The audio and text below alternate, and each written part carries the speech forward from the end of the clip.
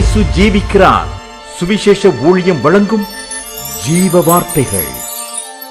கிறிஸ்துவில் பிரியமானவர்களே, ஆண்டவராகிய இயேசு கிறிஸ்து நாமத்தில் உங்களை யாவரையும் அன்போடு வாழ்த்து வரவேற்கிறோம். இயேசு ஜீவிக்கிறார் ஊழியத்தின் சார்பாக ஜீவ வார்த்தைகள் நிகழ்ச்சிக்கு வந்திருக்கிறவங்களை கர்த்தர் ஆசீர்வதிப்பாராக.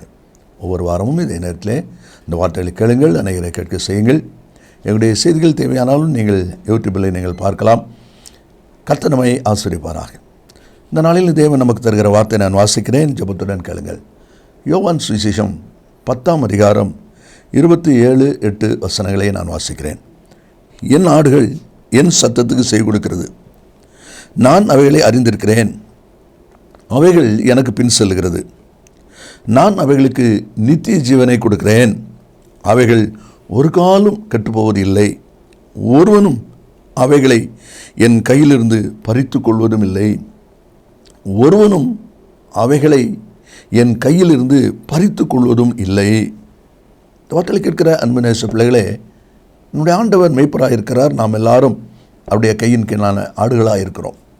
அவன் ஆண்டவர் சொல்லுகிறார், என் கையின் கீழ் இருக்கிற ஆடுகளை ஒருவனும் என்னை விட்டு பறித்து கொள்கிறதில்லை. ஒருவேளை இந்த வார்த்தை கேட்டுக்கொண்டிருக்கிற அன்பு நேச பிள்ளைகளே, நீங்களும் கூட உங்களுடைய வாழ்க்கையில் இது என்னமாய் முடியுமோ, இதை எப்படி நான் கடந்து வரப்போகிறேனோ என்கிற பல கேள்வியோடு பலவீனத்தின் நிமித்தம், வியாதி நிமித்தம், பண நெருக்கத்தின் நிமித்தம், குடும்ப பிரச்சனை நிமித்தம் அப்படிப்பட்ட நிலையில் இருந்தாலும் ஆண்டவருடைய வார்த்தை சொல்லப்பட்டிருக்கிறது, ஒருவனும் உங்களை என் கையிலிருந்து பறித்து கொள்வதில்லை என்று சொல்லி அந்த வார்த்தை இருப்பதை நாம் அதில் பார்க்கிறோம். காரணம், தேவனாய் கர்த்தர் நம்மை எப்போதும் எல்லாவற்றிலும் வேலியடைத்து பாதுகாக்கிற தேவனாய் இருக்கிறார். யோபின் புஸ்தகம் 42ஆம் அதிகாரம் 2ஆம் வசனத்திலே, தேவரீர் சகலத்தையும் செய்ய வல்லவர், நீர் செய்ய நினைத்த காரியம் தடைபடாது என்று அறிந்திருக்கிறேன் சொல்கிறார். அவர் சகலத்தையும் செய்ய வல்லவர் என்று சொல்லி அந்த வசனத்தில் நம்ம வாசிக்கிறோம். 1ஆம் அதிகாரம் 10ஆம் வசனத்தில், நீர் அவனையும் அவன் வீட்டையும் அவனுக்கு உண்டான எல்லாவற்றையும் சுற்றி வேலியடைக்கவில்லையோ. அப்படினால் ஆண்டவர் நம்மை வேலியடைத்து பாதுகாக்கிற தேவன். அப்படி இருக்கும்போது என்னுடைய கையிலிருந்து யார் உங்களை பறித்து கொள்ள முடியும்? ஒருவனும் பறித்து கொள்வதில்லை என்று சொல்லி தான் ஆண்டுடைய வார்த்தை சொல்வதை நாம் அதில் பார்க்கிறோம். லேவியராகவும் 26ஆம் அதிகாரம் 9ஆம் வசனத்திலே, நான் உங்கள் மேல் கண்ணோக்கமாக இருக்கிறேன்னு சொல்கிறார். நான் உங்களை கவனித்து கொண்டே இருக்கிறேன். என்னுடைய கடைக்கண் பார்வை உங்கள் மேலே இருந்து கொண்டே இருக்கிறது என்று சொல்லி அதில் செல்வதை நாம் அதில் பார்க்கிறோம். 121ஆம் சங்கீதம் அருமையான ஒரு வசனங்கள் நிறைந்த ஒரு சங்கீதம் அது. அதில் 4வது வசனம் சொல்கிறது, இஸ்ரவேலை காக்கிறவர் உறங்குவதும் இல்லை தூங்குவதும் இல்லை.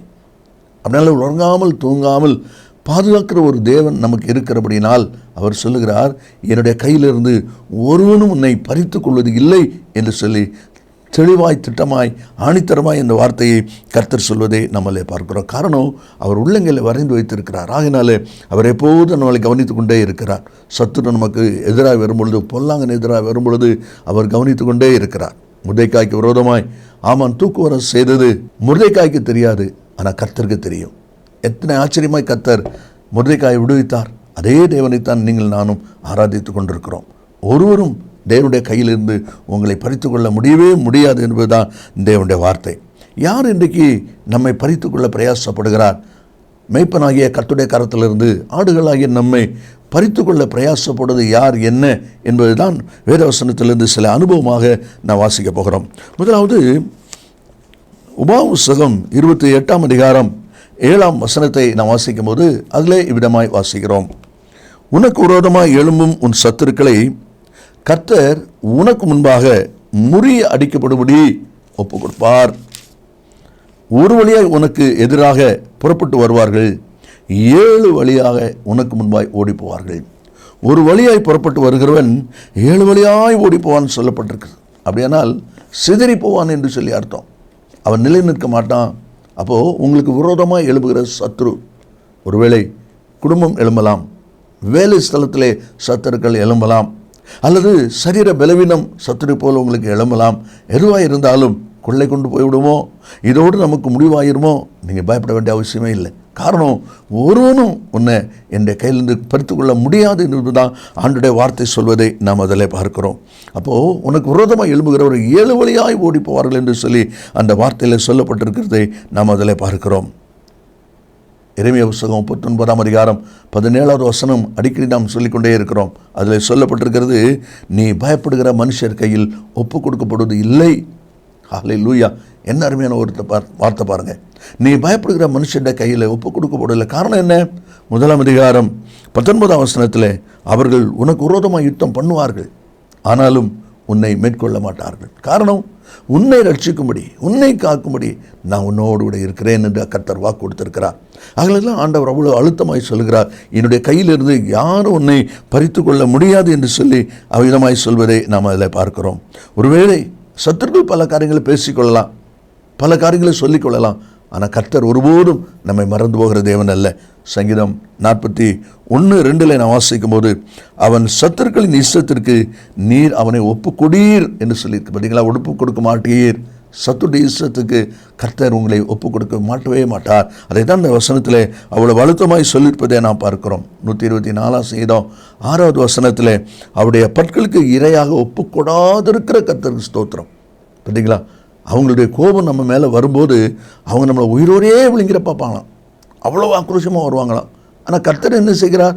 அவருடைய பற்களுக்கு இரையாக ஒப்பு கொடாதிருக்கிற கர்த்தர் என்று சொல்லி நாம் அந்த வசனத்தில் நாம் வாசிக்கிறோம். அதான் சொல்லப்பட்டிருக்கிறது.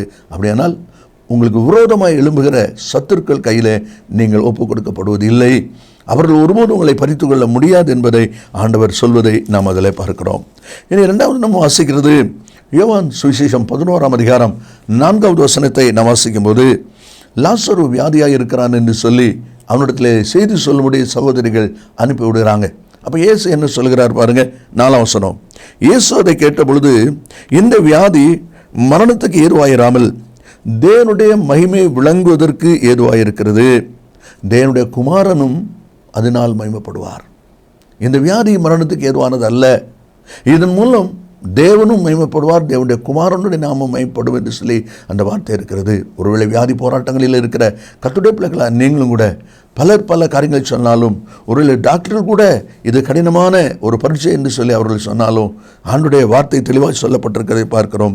இது மரணத்துக்கு ஏதுவான வியாதி அல்ல, தேவனுடைய நாமம் மகிமைப்படும்படியான ஒரு காரியம் இதில் நடக்கப் போகிறது என்று தான் அந்த வார்த்தை சொல்வதை நாம் அதில் பார்க்கிறோம். ஒருவேளை உங்களுடைய வாழ்க்கையில் கூட இதனுடைய முடிவு எப்படி இருக்குமோ என்று சொல்லி ஒரு கேள்வியோடு கூட நீங்கள் இருக்கலாம். பெனாதாத்து எலிசா கிட்ட ஆள் அனுப்பி விடுறா, வியாதியோடு இருக்க போது என்ன சொல்லி விடுறான் பாருங்க, நான் இந்த வியாதி நீங்கி பிழைப்பேனா? 2 ராஜாக்கள் 8ஆம் அதிகாரம் 8ஆம் வசனத்தில் சொல்கிறார், நான் இந்த வியாதி நீங்கி பிழைப்பேனா என்று சொல்லி எலிசா தீர்க்கதரிசிட்டு போய் விசாரிச்சுட்டு வாங்க என்று சொல்லி அனுப்புவதை பார்க்கிறோம். ஒருவேளை உங்களுக்குள்ளே அப்படிப்பட்ட ஒரு எண்ணத்தை சத்துரு உண்டாக்கியிருந்தாலும், அப்படிப்பட்ட ஒரு சிந்தை உண்டாகியிருந்தாலும், இன்றைக்கு வார்த்தை சொல்லப்பட்டிருக்கிறது, ஒருவனும் உங்களுடைய தேவனுடைய கரத்திலிருந்து உங்களை பறித்து கொள்வதில்லை. அதை தான் பார்க்குறோம். மக்கள் சொல்லிடுவாங்க 41ஆம் சங்கீதத்தில் 8ஆம் வசனத்தில், தீரா வியாதி அவனை பிடித்து கொண்டது, படுக்கையில் இருக்கிற அவன் இன்னும் எழுந்திருப்பதில்லை. ஜனம் சொல்லும், மற்றவங்க சொல்லுவாங்க, ஜனங்களுக்குள்ளே பேசிக்கொள்வாங்க. ஆனால் கர்த்தர் நம்மை கவனிக்கிற தேவன், அவருடைய உள்ளங்களை வரைந்து வைத்திருக்கிறபடினா இவை எல்லாவற்றிற்கும் அவர் நம்மை தப்புவிக்கிற தேவன் என்று சொல்லி அதில் நான் வாசிக்கிறோம். அதான் சொல்லப்பட்டிருக்கிறது. பல காரியங்கள் மக்கள் பேசிக்கொண்டாலும் தேவன் எல்லாவற்றையும் அறிந்திருக்கிறபடினால் அவர் இந்த வியாதி, இந்த போராட்டத்திலிருந்து நீ தப்பிக்கொள்வாய், நீ அது ஒன்று செய்ய முடியாது, காரணம் உன்னை என் கையிலிருந்து ஒருவனும் பறித்து கொள்ள முடியாது என்று சொல்லி ஆண்டுடைய வார்த்தை சொல்வதை நாம் அதில் பார்க்கிறோம். மாத்திரமல்ல, 3வது ஒரு காரியத்தை நாம் வாசிப்போமானால், அப்போஸ்தலர் நடபடிகள் புத்தகம் 27ஆவது அதிகாரம் 14-15 வசனங்களை நாம் வாசிக்கும்போது, அப்போலோ அப்போஸ்தலன் அவரோடு கூட சேர்ந்து கப்பல் பிரயாணத்தில் வருகிற ஜனங்கள் யூரோக்குலிதோன் என்கிற காற்றுக்குள்ளே அகப்பட்டு கொண்டார்கள். என்ன சம்பவம் நடக்கிறது பாருங்கள். கொஞ்ச நேரத்துக்குள்ளே யூரோக்குலிதோன் என்னும் கடும் காற்று மோதிற்று. கப்பல் அதில் அகப்பட்டு கொண்டபடினால் காற்றுக்கு எதிர்த்து போகக்கூடாதபடி காற்றின் போக்கிலே கொண்டு போகப்பட்டோம். காற்று போக்கிலேயே போய்கிட்டு இருக்குது. மாலுமிகள், எஜமான் எல்லாருமே கடலில் சர்வீஸ் உள்ள ஆட்கள், எக்ஸ் சர்வீஸ் மேன். அப்படி இருந்தும் அவங்களால் கண்ட்ரோல் பண்ணி நிறுத்த முடியல. அப்படி அந்த காற்று அவங்கள தள்ளிக்கிட்டே போகுது. அப்போ காற்றின் போக்கிலே கொண்டு போகப்பட்டோம். அப்படிப்பட்ட ஒரு நிலை. அதனால் அவங்களுடைய மனதில் என்ன நினைவு தோன்றிட்டு 20ஆம் வசனத்தில் வாசிக்கிறோம், தப்பி பிழைப்போம் என்கிற நம்பிக்கை முழுமையும் அற்று போயிற்று. ஒருவேளை உங்களுடைய வாழ்க்கையில் கூட நீங்கள் சந்திக்கிற சோதனை, நீங்கள் சந்திக்கிற வேதனை, நீங்கள் சந்திக்கிற பண கஷ்டம் இனி நிற்க முடியாதுன்னு சொல்லி உன்னை தள்ளிக்கொண்டே போகிறது போல தெரியலாம். உங்களால் நின்று செயல்பட முடியாதபடி, நிதானம் எடுத்து செயல்பட முடியாதபடி, அப்படிப்பட்ட ஒரு நெருக்கத்தின் பாதையில் நீங்கள் ஓடிக்கொண்டிருக்கலாம். இதுதான் முடிவாக இருக்குமோ, தப்பி பிழைப்போம் என்கிற நம்பிக்கை முழுமையும் மற்ற போயிட்டு அப்படிப்பட்ட ஒரு சிந்தை உங்களுடைய மனசில் கூட இருக்கலாம். ஆனால் ஆண்டுடைய வார்த்தை சொல்லப்பட்டிருக்கிறது, ஒருவனும் என் கையிலிருந்து உன்னை பறித்து கொள்ள முடியாது, அதற்கு நான் அனுமதி கொடுக்கிறது இல்லை என்று சொல்லி தான் தேவனுடைய வார்த்தையால் சொல்லப்படுகிறது.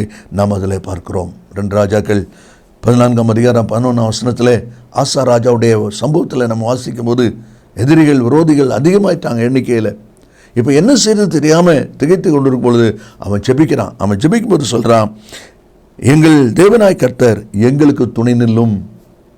இந்த ஏராளமான கூட்டத்துக்கு முன்பாக நிற்க எங்களுக்கு பலன் இல்லை, அதனால் நீர் எங்களுக்கு துணை நில்லும் என்று சொல்லி கேட்கிறதை பார்க்கிறோம். அதே போல் 20ஆம் அதிகாரம் 12ஆம் வசனத்தில் பெனாதாத் ராஜா கேட்கும்போது அவர் சொல்கிறாரு, ஏராளமான அந்த கூட்டத்துக்கு முன்பாக நிற்க எங்களுக்கு பலன் இல்லை, நாங்கள் செய்வது இன்னதென்று எங்களுக்கு தெரியவில்லை. பார்த்தீங்களா, ஆசா சொல்கிறாரு எங்களுக்கு துணை நில்லும், யோசபாத் சொல்கிறாரு எங்களுக்கு பலன் இல்லை, இதுக்கு முன்னால் நிற்கிறதுக்கு என்ன செய்கிறதுன்னு தெரியல.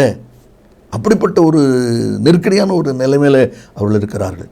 அதுதான் அந்த காற்றின் போக்கில் போகிறதான ஒரு அனுபவம். அப்படிப்பட்ட அனுபவத்தில் போனாலும் அவர்கள் கிருபையாய் கர்த்தராலே காக்கப்பட்டார்கள். காரணம், ஒருவனும் உங்களை என் கையிலிருந்து பறித்துக் கொள்வதில்லை. இஸ்ரேல் ஜனங்கள் வரும்பொழுது அவங்களுக்கு ஏற்பட்ட சோதனைகள், ஏற்பட்ட வேதனைகள், பிரச்சனைகள்லாம் பார்த்த உடனே அவங்களே முறுமுறுக்கிறாங்க. அப்படி முறுமுறுக்கும் போது அவங்களுடைய வாயில் வார்த்தை எப்படி இருக்குது பாருங்க. என்னாகமம் 17ஆம் அதிகாரம் 13வது வசனத்தை நாம் வாசிக்கும் போது அந்த 13வது வசனத்தில் சொல்லப்பட்டிருக்கிறது, நாங்கள் எல்லாரும் செத்துத்தான் தீர்மோ. பாருங்க, நாங்கள் எல்லாரும் செத்துத்தான் தீர்மோ அப்படி சொல்கிறாங்க. அப்படின்னா என்ன சொல்கிறாங்க, இனி பிழைச்சிக்கிட முடியாது, இனி பிழைக்கிறதுக்கு வாய்ப்பே இல்லை, முடிவு அவ்வளவுதான், இனி மரணம்தான் நமக்கு கிடைச்சது அப்படிங்கிற ஒரு நிர்பந்தமான நெருக்கடியான ஒரு வார்த்தை அவங்க வாயில் வர்றதை நம்ம பார்க்குறோம்.